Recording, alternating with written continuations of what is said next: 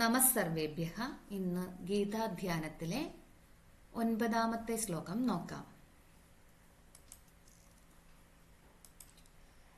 യം ബ്രഹ്മാ വരുണേന്ദ്രരുദ്രമരുതഃ സ്തുന്വന്തി ദിവ്യൈസ്തവൈഃ വേദൈഃ സാംഗപദക്രമോപനിഷദൈഃ ഗായന്തി യം സാമഗാഃ ധ്യാനാവസ്ഥിതതദ്ഗതേന മനസാ പശ്യന്തി യോഗിനഃ യസ്യാന്തം ന വിദുഃ സുരാസുരഗണാഃ ദേവായ തസ്മൈ നമഃ.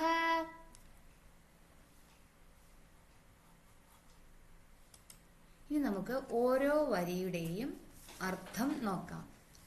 യം ബ്രഹ്മാ വരുണേന്ദ്രരുദ്രമരുതഃ സ്തുന്വന്തി ദിവ്യൈസ്തവൈഃ വേദൈഃ സാംഗപദക്രമോപനിഷദൈഃ ഗായന്തി യം സാമഗാഃ. യം യഹ ആരെയാണോ ബ്രഹ്മ വരുണ ഇന്ദ്ര രുദ്രമരുതഃ, ബ്രഹ്മാവ്, വരുണൻ, ഇന്ദ്രൻ, രുദ്രൻ, രുദ്രൻ എന്ന് വെച്ചാൽ ശിവൻ, മരുതഃ മരുത്തുക്കൾ, വായുദേവന്മാർ എന്നിവർ ദിവ്യൈസ്തവൈഹി ദിവ്യമായ സ്തോത്രങ്ങൾ കൊണ്ട് സ്തുന്വന്തി സ്തുതിക്കുന്നത്. ബ്രഹ്മാവ്, വരുണൻ, ഇന്ദ്രൻ, രുദ്രൻ, മരുത്തുക്കൾ എന്നിവർ ദിവ്യമായ സ്തോത്രങ്ങൾ കൊണ്ട് ആരെയാണോ സ്തുതിക്കുന്നത്, വേദൈ സാംഗപദക്രമോപനിഷദൈഃ ഗായന്തി യം സാമഗാഃ. സാംഗപദക്രമ ഉപനിഷദൈഃ എന്നുവെച്ചാൽ വേദത്തിന്റെ 6 അംഗങ്ങൾ, പദപാഠം, ക്രമപാഠം, ഉപനിഷത്തുക്കൾ എന്നിവയോടുകൂടിയ വേദൈഹി വേദങ്ങളാൽ, സാംഗ എന്നാൽ സ അംഗ വേദത്തിന്റെ 6 അംഗങ്ങൾ സഹിതം എന്നാണ് ഇതിന്റെ അർത്ഥം. വേദം ശരിയായി മനസ്സിലാക്കാൻ ഈ 6 ശാസ്ത്രങ്ങൾ അത്യാവശ്യമാണ്. 6 ശാസ്ത്രങ്ങൾ ഏതൊക്കെയാന്ന് വെച്ചാല് ശിക്ഷ, കൽപ്പം, വ്യാകരണം, നിരുക്തം, ഛന്ദസ്, ജ്യോതിഷം. ശിക്ഷ എന്നാൽ ഉച്ചാരണ ശാസ്ത്രമാണ്. കൽപ്പം കർമ്മശാസ്ത്രമാണ്, അതായത് യജ്ഞാദി കാര്യങ്ങൾക്കായിട്ടുള്ളത്. വ്യാകരണം ഭാഷാപരമായ അറിവ്. നിരുക്തം വാക്കുകളുടെ ഉത്പത്തി. ഛന്ദസ് വരികളുടെ ഘടന. ജ്യോതിഷം കാലഗണന. സാംഗ പദ എന്ന് വെച്ചാൽ പദപാഠം, വേദമന്ത്രങ്ങളുടെ ഓരോ വാക്കുകളെയും സന്ധി വേർതിരിച്ച് പ്രത്യേകമായി പഠിക്കുന്ന രീതിയാണ്. ഓരോ വാക്കിന്റെയും കൃത്യമായ അർത്ഥം ഗ്രഹിക്കാൻ ഇത് സഹായിക്കുന്നു. ക്രമ സാംഗ പദ ക്രമ എന്ന് വെച്ചാൽ ക്രമപാഠം, വാക്കുകളെ തമ്മിൽ ബന്ധിപ്പിച്ച് പഠിക്കുന്ന രീതി. ആദ്യത്തെ വാക്കിനെ രണ്ടാമത്തേതിനോടും രണ്ടാമത്തേതിനെ മൂന്നാമത്തേതിനോടും ചേർത്ത് പഠിക്കുന്നു. വേദമന്ത്രങ്ങൾ തെറ്റുകൂടാതെ തലമുറകളിലേക്ക് കൈമാറാൻ ഈ രീതി സഹായിക്കുന്നു. ഉപനിഷദൈഹി ഉപനിഷത്തുകൾ വേദങ്ങളുടെ സാരമായ ജ്ഞാനഭാഗമാണ് ഉപനിഷത്തുകൾ. ബ്രഹ്മവിദ്യ അല്ലാതെ അല്ലെങ്കിൽ ആത്മജ്ഞാനം നൽകുന്ന ഭാഗമാണിത്. സാമഗാഃ സാമവേദം ആലപിക്കുന്നവർ. യം ഗായന്തി ആരെയാണോ പാടിപ്പുകഴ്ത്തുന്നത്, അതായത് വേദൈ സാംഗപദ ക്രമോപനിഷദൈഃ ഗായന്തി യം സാമഗാഃ. സാമവേദ ഗായകർ അംഗങ്ങൾ, പദപാഠം, ക്രമപാഠ, ഉപനിഷത്തുകൾ എന്നിവയോടുകൂടി വേദങ്ങളാൽ ആരെയാണോ പാടിപ്പുകഴ്ത്തുന്നത്. അടുത്ത വരി നോക്കാം. ധ്യാനാവസ്ഥിത തദ്ഗതേന മനസാ പശ്യന്തി യം യോഗിനഃ യസ്യാന്തം ന വിദുഃ സുരാസുരഗണാഃ ദേവായ തസ്മൈ നമഃ. ധ്യാനാവസ്ഥിത തദ്ഗതേന മനസാ.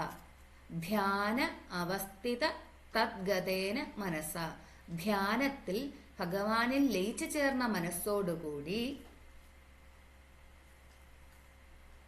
യം പശ്യന്തി ആരെയാണോ ദർശിക്കുന്നത്, ആരെയാണോ ഉള്ളിൽ കാണുന്നത്, യോഗിനഃ യോഗിവര്യന്മാർ, അതായത് യോഗിവര്യന്മാർ ധ്യാനത്തിൽ നിശ്ചലമായ മനസ്സോടുകൂടി ആരെയാണോ ദർശിക്കുന്നത് യസ്യാന്തം ന വിദുസുരാസുരഗണ ദേവായ തസ്മൈ നമഃ. യസ്യാന്തം, യസ്യ അന്തം, ആരുടെ അന്തത്തെ, ആരുടെ അവസാനമാണോ, അതിരുകളെയാണോ, സുര അസുരഗണാഹ, ദേവന്മാരുടെ അസുരന്മാരുടെ കൂട്ടങ്ങൾ, ന വിദുഹു, അറിയുന്നില്ലയോ, തസ്മൈ ദേവായ നമഃ, ദേവായ തസ്മൈ നമഃ, അങ്ങനെയുള്ള ആ ദേവന് നമസ്കാരം. മൊത്തത്തിലുള്ള അർത്ഥം നോക്കാം. ബ്രഹ്മാദി ദേവന്മാർ സ്തുതിക്കുന്നവനും വേദങ്ങളിലൂടെ സാമവേദ ഗായകർ പാടി പുകഴ്ത്തുന്നവനും യോഗികൾ തങ്ങളുടെ ഏകാഗ്രമായ മനസ്സിൽ ദർശിക്കുന്നവനും ദേവാസുരന്മാർക്ക് പോലും പൂർണ്ണമായി മനസ്സിലാക്കാൻ കഴിയാത്തവനുമായ ആ പരമപുരുഷന് എൻ്റെ പ്രണാമം. ഈ 4 വരികളിലൂടെ ഒരു ഭക്തൻ പറയുന്നത്, ഹേ ഭഗവാനെ, പ്രപഞ്ചശക്തികൾ ആരാധിക്കുന്നവനും വേദങ്ങൾ തേടുന്നവനും യോഗികൾ ഉള്ളിൽ കാണുന്നവനും ആർക്കും അളക്കാൻ കഴിയാത്തവനുമായ നിനക്ക് മുന്നിൽ ഞാനിതാ ഗീതാപഠനത്തിനായി നമസ്കരിക്കുന്നു. ശ്ലോകം ഒരിക്കൽ കൂടി കേൾക്കാം. യം ബ്രഹ്മാ വരുണേന്ദ്രരുദ്രമരുതഃ സ്തുന്വന്തി ദിവ്യൈസ്തവൈഃ വേദൈഃ സാംഗപദക്രമോപനിഷദൈഃ ഗായന്തി യം സാമഗാഃ ധ്യാനാവസ്ഥിതതദ്ഗതേന മനസാ പശ്യന്തി യോഗിനഃ യസ്യാന്തം ന വിദുഃസുരാസുരഗണാഃ ദേവായ തസ്മൈ നമഃ. ഇന്നുകൊണ്ട് ഗീതാധ്യാനം പൂർണ്ണമായിരിക്കുകയാണ്. അടുത്ത ദിവസം മുതൽ നമുക്ക് ഭഗവത്ഗീത പഠിച്ചു തുടങ്ങാം. ധന്യവാദः.